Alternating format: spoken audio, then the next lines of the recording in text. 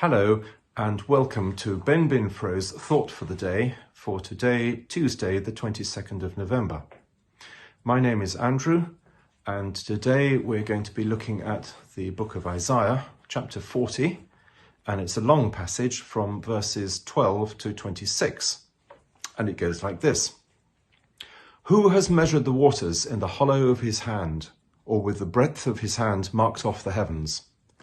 Who has held the dust of the earth in a basket, or weighed the mountains on the scales and the hills in a balance? Who can fathom the spirit of the Lord, or instruct the Lord as his counselor?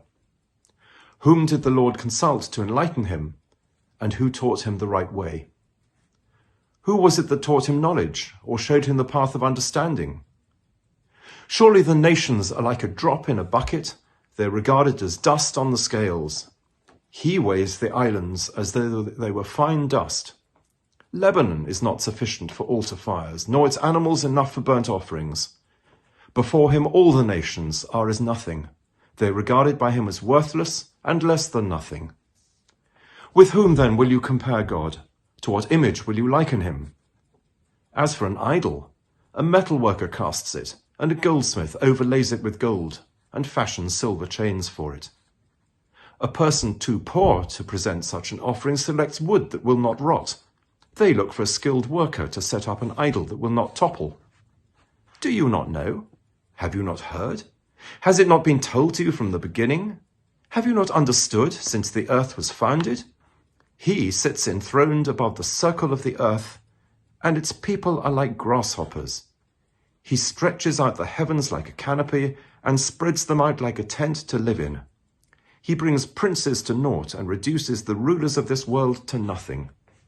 No sooner are they planted, no sooner are they sown, no sooner do they take root in the ground that he blows on them and they wither, and a whirlwind sweeps them away like chaff. To whom will you compare me, or who is my equal, says the Holy One? Lift up your eyes and look to the heavens. Who created all these?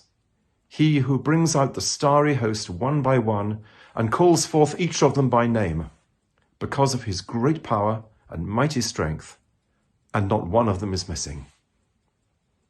Well, this is a glorious passage of praise. To put it into context, it comes in the second half of the book of Isaiah, a part that was probably written later and most likely by someone different to the first part. In this section, the prophet is addressing the Jewish people who are then exiled in Babylon, the great city in ancient times, located near modern Baghdad in Iraq. The Jewish people had been beaten in war by the Babylonians, King Nebuchadnezzar II, around the year 598 BC, and were in captivity. A period so poignantly recalled in Psalm 137, which starts, "By the waters of Babylon we sat down and wept."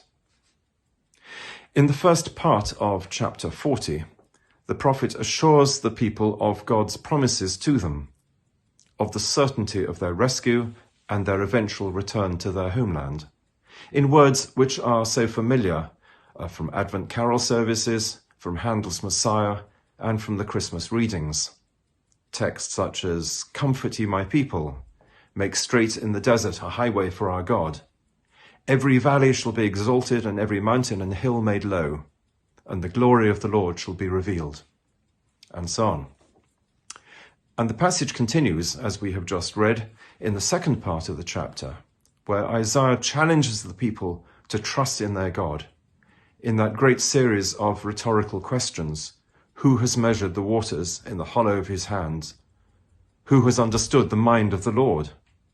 Surely all the nations are like a drop in a bucket. It's a magnificently rhapsodic piece of poetic reflection on the greatness of God, echoing the similar passage in Job in chapter 38, when God asks Job, "Where were you when I laid the earth's foundation? Have you ever given orders to the morning? Have you journeyed to the springs of the sea? Does the eagle soar at your command?" Even today, as we read about the exploration and discoveries of astronomers, which continue to reveal the extraordinary, mind-boggling size of the universe in which we inhabit just a minute corner, we can only wonder about the power of the God who created it.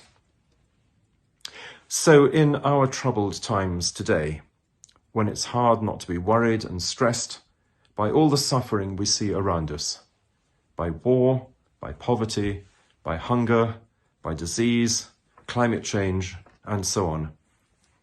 As Advent approaches, let us remember God's promises to us, that he is a compassionate, loving, and powerful God, who comes to be with us in our difficulties and to bring us eventually to his everlasting kingdom. Have a good day.